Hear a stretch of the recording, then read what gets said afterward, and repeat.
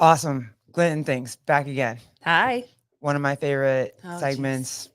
We're about to do Sevan's hints, and Okay. super pumped for it because he kind of gave me a lot on Sunday, but I'm only using one from Sunday. Um, my man, I don't know, and he even prepared us uh for it.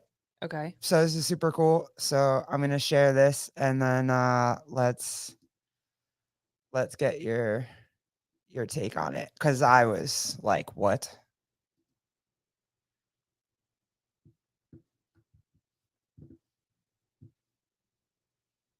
Gonna have trouble like hanging with the mothership. I really am. I'm like losing my shit.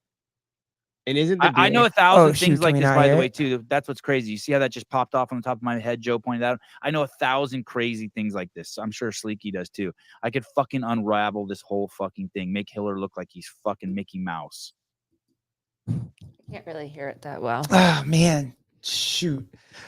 Um, I don't know why I didn't. I had it going, but That's okay. Okay, so what did he like? Just say what he said because I couldn't hear it completely. Something about like Hiller looking good or something. Like, what did he say? yeah, he's basically like he doesn't want to get on board with the mothership, meaning CrossFit HQ, because he doesn't want to um because like he doesn't know if he can just, with what's going on at HQ, if he can jump on board, and that, you know, freaking, if he wanted to unravel all of HQ, he can make Hiller look like, you know, rainbows and A saint? He can make yeah, Hiller look like a saint? yeah, Oh, basically. okay. So that was man, shoot, I'm sorry.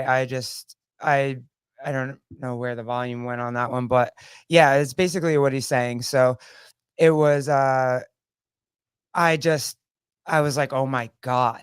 Like, what can this man unleash on CrossFit HQ after having been there forever?"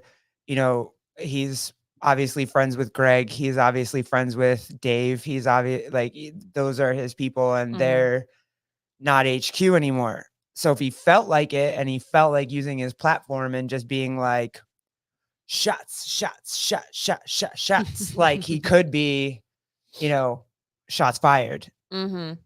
and he's not. So, you know, I mean, you want to talk about the man's integrity? Because Yeah. he's never said anything like that before. I've never heard him say, like, he's kicked HQ around, Mhm.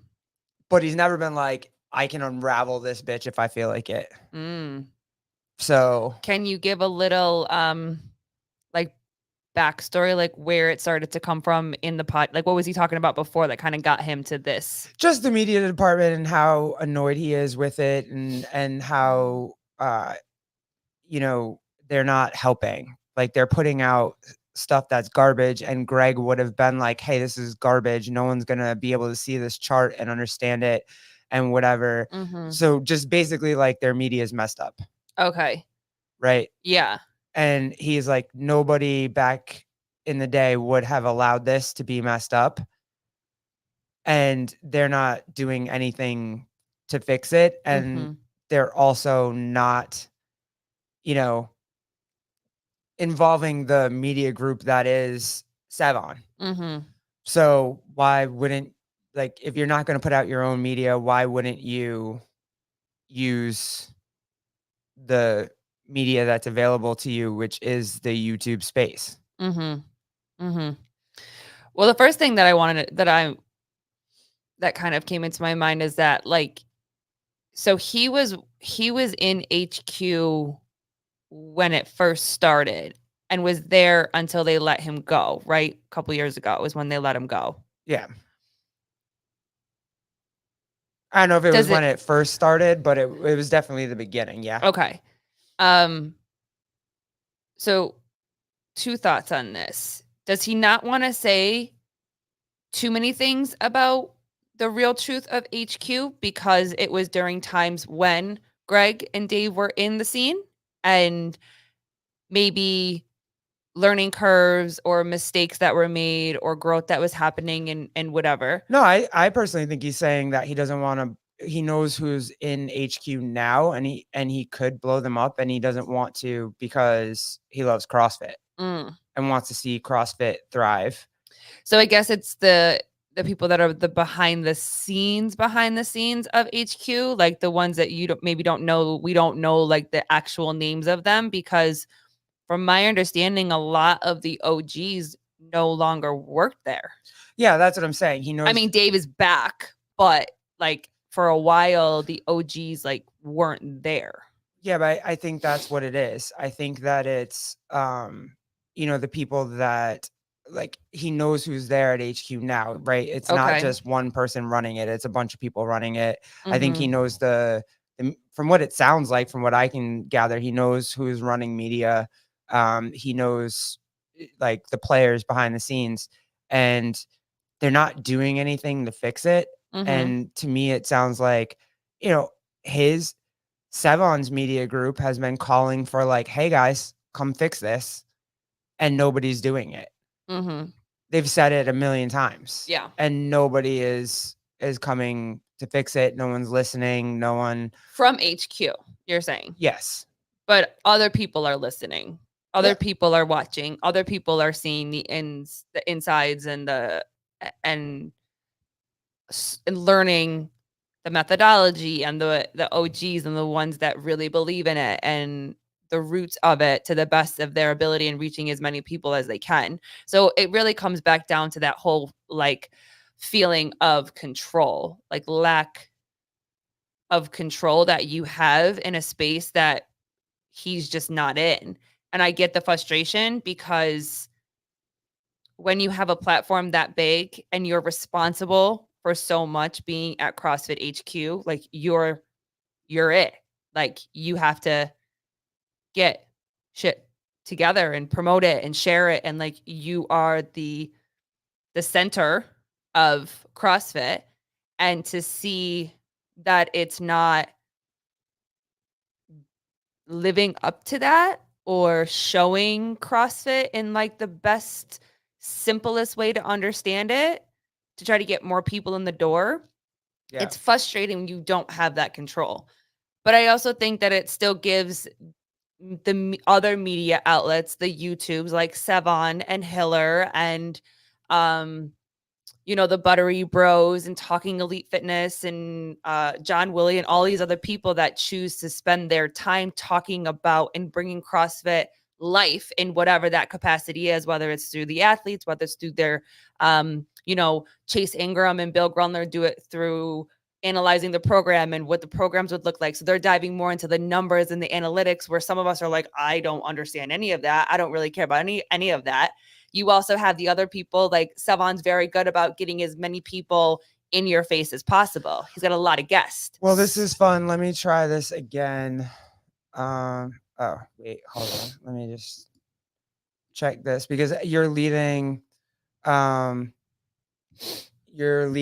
into the next one that I wanted to, and this was good because today, Sevan, his podcast, Bill Grunler called in, right? So, and I'm sorry if you guys can't hear this. I'm not really sure why the volume is super low.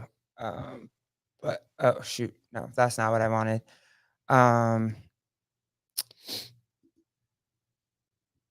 Oh man, what is going on right now? But but I mean, as you're looking for it, I'll just kind of finish what my thought was, Yeah, or whatever. yeah. Like, I think it still gives the other medias the opportunity to shed the light on CrossFit that they all love, which is CrossFit's methodology and that kind of stuff. Where again, and whether it's through the athlete stories, whether it's through the elites, whether it's through the everyday athletes, whether it's through the adaptive athletes, whoever it may be, they're still getting eyes on it with their own community, which hopefully eventually will filter into CrossFit all together. yeah. So as much as it's frustrating, because like it's HQ's job and people are like, you're HQ, you should, and if you have a media staff, you should be doing a media. But again, it all comes down to like, what do what do you believe is good media? What do you believe is good attention? There's that saying that like any attention is good attention. Yeah. So like if you're still getting people, and also this is something that I learned when I was trying to start my own business from my business coach, is that everybody absorbs information and learns differently. So something like a chart like that, I might be like, okay, that's not really going to help me get to what you're trying to say. But the number nerds are going to be like, oh, that makes sense to me. No, I think he was just saying the chart itself was bad. Like, it's nothing that he could see. It wasn't, a good share or whatever. But that's my point. For him, it doesn't grab him in. But somebody that might be more into numbers and charts and learns that way and absorbs that way and gets excited that way might be like, oh, this was really helpful for me, because they might not see it the same way in a different type of way. That was just something that I learned of, like, everybody learns differently and everybody absorbs information differently. Well, here's the next one. This one was from this morning. It was about oh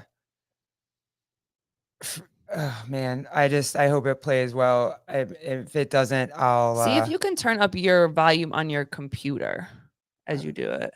Let's see. See if that makes a difference. All right, let's try that. Because this goes into the ecosystem that you were kind of talking about it, and he starts talking about it. So, and it was super interesting for me when I heard it. But Okay. Here we go. Phone. They released the iPhone and a whole ecosystem comes around it, right? People start making cases and plugs and things where you can put it in your car and all this shit. Well, with CrossFit, there's kind of that too, right? There's bars and shoes and shirts and whatever. But that's in the ecosystem. Right. Like this actual thing is like, it's nothing. So, right, he's talking to Bill Grunler, and he's talking about the ecosystem that surrounds, the iPhone. And it's the same kind of premise, right? Like, Greg Glassman built CrossFit, the methodology, and from the methodology came the games, and then the games kind of started feeding the affiliates, and then as the affiliates grew and wanted more things, they needed more jump ropes, they needed more boxes, they needed more, which grew these other little companies that started to happen, which, were, RPM and, RPM grew, Fit Aid grew, Bear Complex Grips grew. It created an ecosystem around CrossFit. And for the whole thing to survive, I feel like they all have to survive. You know what I mean? If you make one not accessible, the other one, like if you make it impossible for affiliates to thrive, it will make CrossFit games not survive, which will make the RPMs not survive, which will make, the CrossFit medias not survive, which like we all have to kind of coexist. If water disappears, we're all dead. Like it has to be a delicate dance and a delicate balance for ecosystems to survive. And to that point too, Sevan has built his media ecosystem, right? So now, because of CrossFit, now you have a media ecosystem that has come out of CrossFit, and you have the Chase Ingrams, Bill Grunlers, the Sevans. Sevan has kind of cultivated his own now, where again, it's like, and I say this all the time, it's Pedro, it's Hiller, it's Souza, Caleb, like, and everybody's kind of it's a tree that is branching out. That's awesome. And if one part of that tree, like if the root dies, and the root was Greg Glassman in the CrossFit methodology, how do you can't sustain it if CrossFit moves away from what it was built to do. Like if the affiliates and the CrossFit games can't get along and they can't sustain each other, then the rest of the ecosystem kind of implodes. like you see, like some of it's kind of starting to happen because you've branched out a little bit too far. Like Craig Ritchie went away from what, and I love Craig. He was one of the first YouTubers I ever watched. Mhm. He branched out a little bit too far. And I get it. You're trying to, you know, get bigger and whatever. Expand your own But ecosystem. at Yeah. the end of the day, like CrossFit, the methodology is the center of the ecosystem. Yes. Without it, and without people believing in it, the whole rest of the ecosystem dies. Mm-hmm. That's what I see. When they were talking about that, that's what I saw. Yeah. So, But I agree with you. So I'm not sure. no, I'm just curious what, Oh, okay. like if you like, cuz I know we've gone through a ton of stuff. You know Yeah. what I mean? Like all of the grips, all of the belts, Rogue, even freaking Rogue. Mm-hmm. Like that's a huge part of the ecosystem Yeah. that funds jobs and, Mm-hmm. you know, like just for people, even for like all the fans of all the podcasts that come out and watch these podcasts, like it provides entertainment. It provides, like it provides a lot of stuff. It provides connection. I mean, how many times have you walked into a grocery store and seen someone with a CrossFit shirt and you're like, hey, I CrossFit. Yeah. It's like, so I guess my question is that there is a concern that CrossFit's dying? I don't know. I think they're all scrambling, trying to figure out what to do. And because HQ's not really, or HQ's doing a lot with like changing people around and putting stuff and putting people in places of power that are not maybe necessarily viewed as like at heart CrossFitters Mm-hmm. and understand what it's like to go do that and knows the history of CrossFit. And, Mm-hmm. I think people are worried. I think affiliates are starting to talk a little bit more and be a little bit more concerned and about what HQ is doing and yeah. how they're going to support. Yeah, I mean that's tough. That's tough because I mean, I still go back to the whole statement of like, I believe that it starts with the coaches and the community in the personal affiliates. And I think that I saw on Instagram, and I think it might have been from a conversation that maybe Talking Elite Fitness did with someone. I don't remember who it was, but he was like, I've traveled to a lot of different CrossFit gyms throughout the entire world. And there are some really, really good CrossFit gyms. There are some okay CrossFit gyms. And there are some, someone smiles at a whiteboard and says the 3 things that are on the whiteboard, and then everybody's on their own and you just kind of figure it out. It's almost like you're paying for an open gym kind of thing, but people are calling it a CrossFit gym or, whatever. So I think that a good CrossFit gym will attract good people. I mean, I'll speak from, a local CrossFit gym out here. Trish, she owns Babylon CrossFit. I follow her. If you don't follow her, you should. If you've ever watched Sevan, she was a podcast on that with him. Yes, baby. Yeah. Our kiddo making an appearance, of course. Always. Her CrossFit gym is thriving. Yeah. And she's doing fucking well because she is committed to the methodology of CrossFit and the CrossFit community in her gym. And that is a high quality gym. I've never taken a class from her, but I've seen the way that she runs her gym. I've seen the way that she cares about her people. When I was still back coaching CrossFit, like I went up and talked to her about like teaming up for something for moms and whatever. Like I see the type of person that she is and how much she gives a shit about CrossFit and her people. You also go into other gyms and it's like you go in and they don't have the best coaches. I hear a lot of stories when I was a CrossFit coach about members that would come in the summer and talk about where they were in the winter and how their coach, everybody used to always say thank you for the warm up. I'm like, what do you mean it's a warm up? Like, I don't understand. And they're like, coaches of other coaches that I've been coached by in other CrossFit gyms, we don't do a warm up. It's like you go over you know, they jokingly said, you go over the workout, you do a couple leg swings, you go to the bathroom, 2, 3, 2, 1, go. Like, and for me as a coach, that just blows my mind. Like, how is that even a thing? Like, how do you not warm up and prime your body before you start going after it? Yeah, you know? I think when it first came out, I think when people the big rush to start CrossFit gyms really started, people thought that they were going to, you know, make a like $1 million off of opening a CrossFit gym. And it, to me, from what I can tell, it really just seems like it's like every other mom and pop business. You know what I mean? The same way that I run this deli is this like I look forward to seeing my regulars every day. I look forward to talking, shooting the shit. Hey, how's your day? Hey, like, you know, what happened with your kids yesterday? Yep. Oh my God, our kids go to school together. Oh my God, blah, blah, blah. And then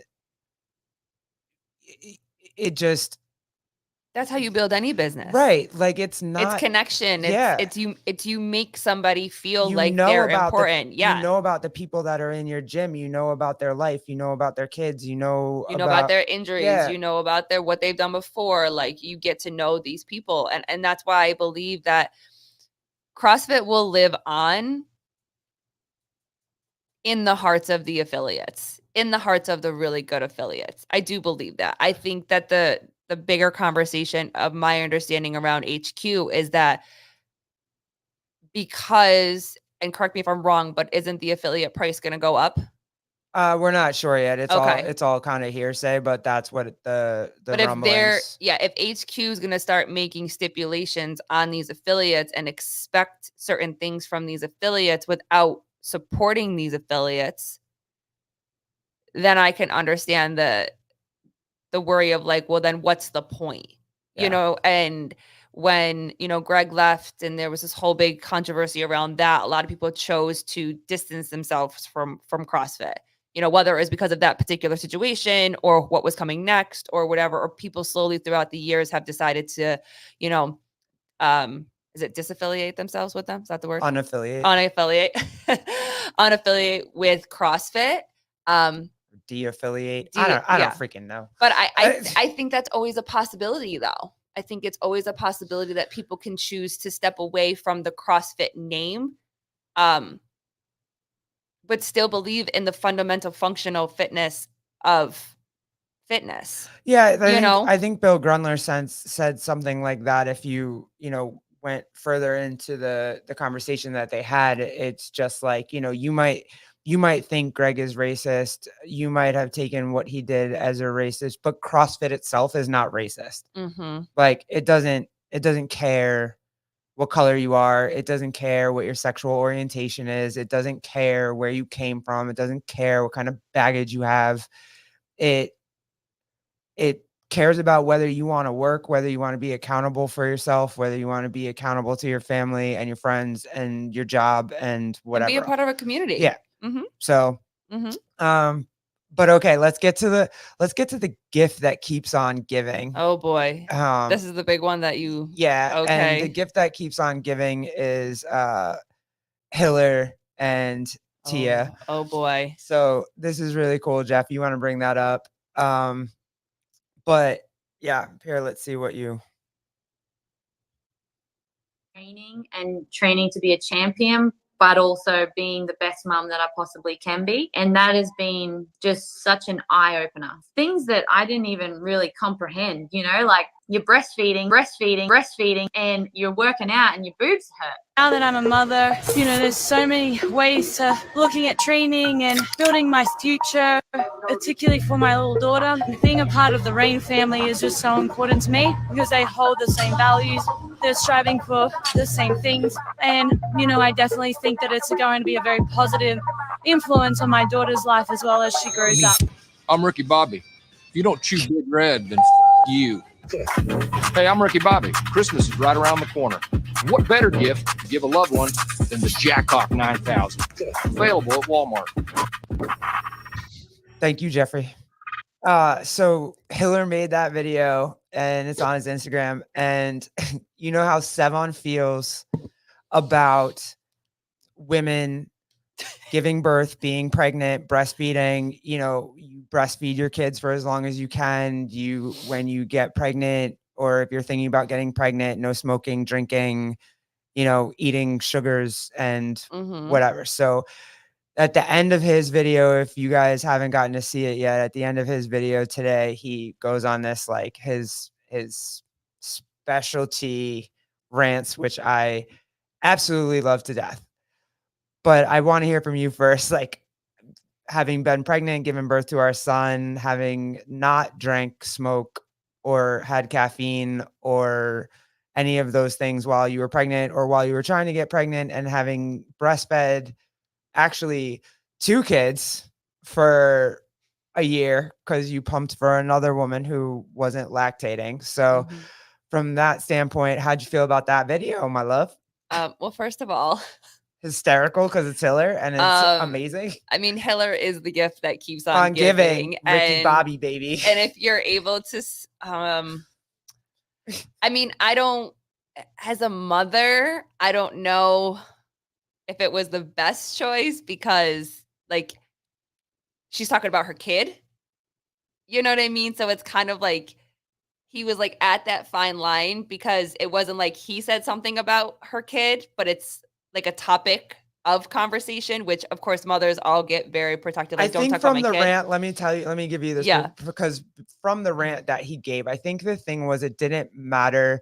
Like it was kind of bringing up the pump and dump, right? So like if we went out on date night and you had a glass of wine, Mhm. you would pump for him to have like breast milk that we could heat up for him throughout the day the next day. And then also you would pump in the morning and get rid of that breast milk Mhm. for like 24 hours or Yeah. whatever it was. Yeah, I just always prepared.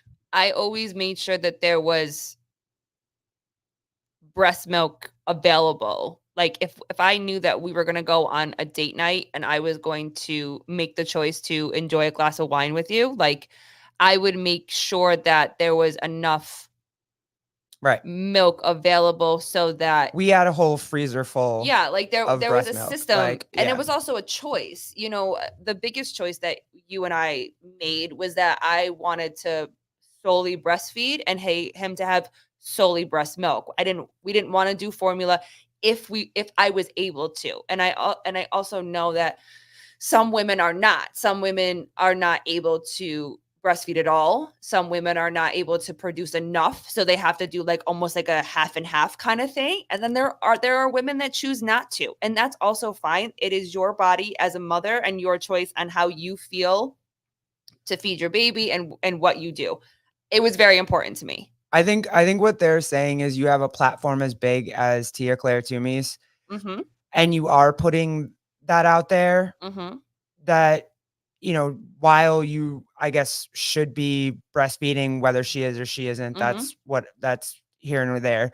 But if people think that you're breastfeeding and think like you're drinking rain while you're pregnant and while you're breastfeeding, people are going to get, like, hey, you're telling women out there that it's okay to have 300 milligrams of caffeine a can while you're breastfeeding, which is, it's not recommended, but Yeah. we didn't, like you didn't. Mm-hmm. So, but I think that's the thing that's more their problem is the fact that she's putting it at on her platform at this point in time and kind of not explaining anything. Well, that's the thing. I mean, it all comes down to assumption. You don't know her actual story. And she, again, too, can choose to tell the details of her story. But if she's got a plan that works for her where she pumps and then maybe she nurses before and pumps and then she has rain when she works out, maybe one workout of the day or whatever it may be. And then she has a system to where her daughter is fine. Yeah, that would be my assumption is just like she knows that she Yeah. can't really drink rain Yeah. while she's pregnant or while she's breastfeeding, Yeah. but she still has to do her commitment to her Right. sponsors. Was it just a sponsor move? You know what I mean? That was my Like, assumption. That's my assumption. like, and if she took a sip for the commercial, like a sip is different than an entire Or can. You know what I mean? So it's also one of those things where it's like, But if I assume that she knows not to do that, Mhm. then I have to assume that there are women out there who are pregnant and trying to be like Tia Claire to me and whatever that would see that and just be like, oh, that's fine. Yes. Right? Like I have to assume both those type of people exist. Yes, because there were also women that I knew that when I was breastfeeding that would tell me that they would have a glass of wine while they were breastfeeding. Right. So yeah, Or so they would drink champagne because it wasn't as bad as wine or right. liquors or whatever. I chose not to. I chose to not believe that and chose to not do that to our son. So it really is like, Yeah. But people are going to get pissed at Hiller and Sevan for going after Tia, right? Like they're going to be like, "Oh, they're going after Tia Mhm. hardcore Mhm. parkour." Mhm. It's not that. I think that they're both just trying to make like their statement. Like their statement is, "Hey, people, there's probably some women out there that are not going to understand that you really shouldn't do this. She's just making she's just doing the responsibilities that she has to her sponsors." And then there are some women out there that are just gonna be like, duh, like she's not gonna drink that and then breastfeed. Like they're both of those people out there exist. Mhm. So Sevan and Hiller are trying to protect the women that will see this and just be like, oh, no biggie.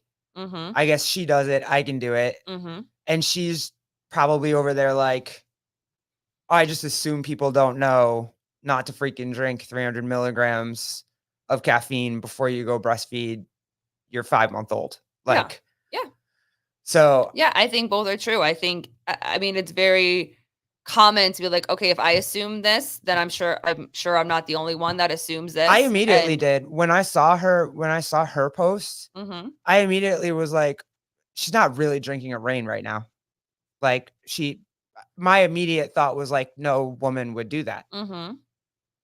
But they're But again, you are seeing a reel, you are seeing a commercial that is a glimpse that is what? 90 seconds?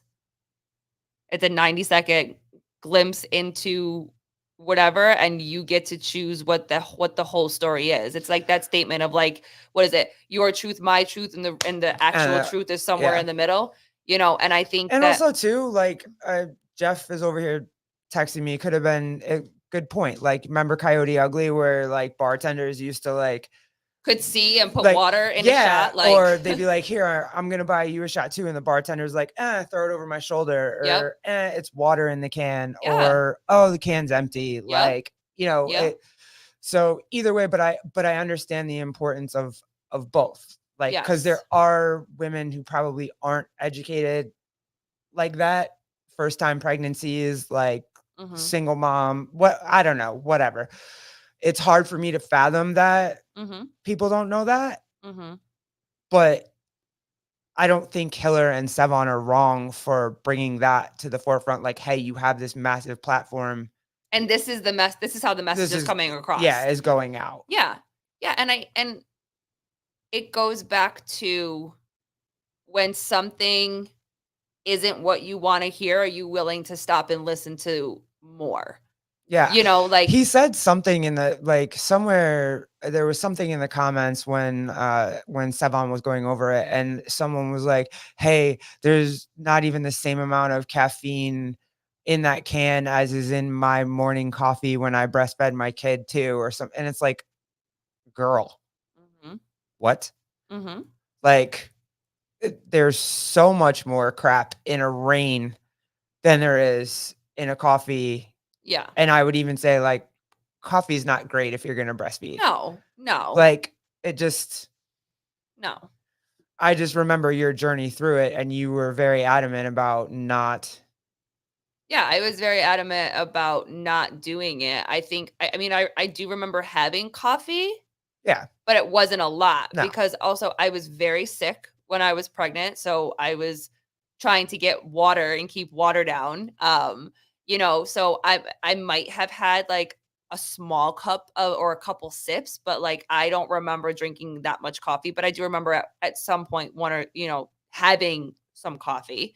Um And then breastfeeding the same way. I think that, I mean, I was very aware of not drinking alcohol when I was breastfeeding. You weren't even drinking alcohol when we were trying to get pregnant. No, I would cut myself off Yeah. from alcohol when we were in the process of trying to get pregnant. And like I said, I'm sure I had coffee, but again, I was also very mindful where like it wasn't a lot, and it was always very based around like my day with him and his needs and his feeding schedule and whatever. But I mean, again, each mother, I mean, you go back centuries before we knew all this stuff, and mothers were drinking while they were breastfeeding, and we've grown so much. So many things of it. I mean, look at even smoking in the airport. You can't smoke in the airport. I took so many flights as a kid where people just lit up in the airplane. In the plane. Yeah.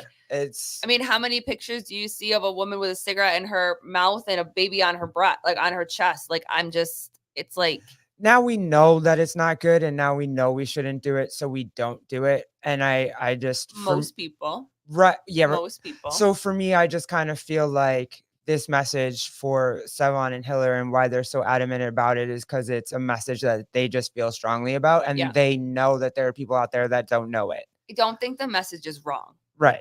And I know I say this a lot, but this is just how you feel. This is my personal opinion, and this is looking at from the outside. I know what you're gonna say, but go ahead, say it. What am I gonna say? Go ahead.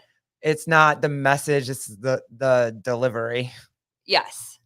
Yes. And if you look into the root of the message that Hiller is trying to say, is that you say you're breastfeeding and you say you're taking this at the same time. The narrative is that you're doing it at the same time. Right. Like, just want to give you a heads up as this is the kind of message that you're sending. And then she can do with it as she sees fit. You know, again, you put it on. You put your stuff on social media, you're inviting people into your personal space. Like, so whatever you say on a platform, whether it's public or not, like, you're choosing to share that, people are going to have opinions on it and reshare it because you invited them to do that. So, you know what? And go with me down this rabbit hole a little bit too. I kind of feel like it's like how people respond to different coaches, right?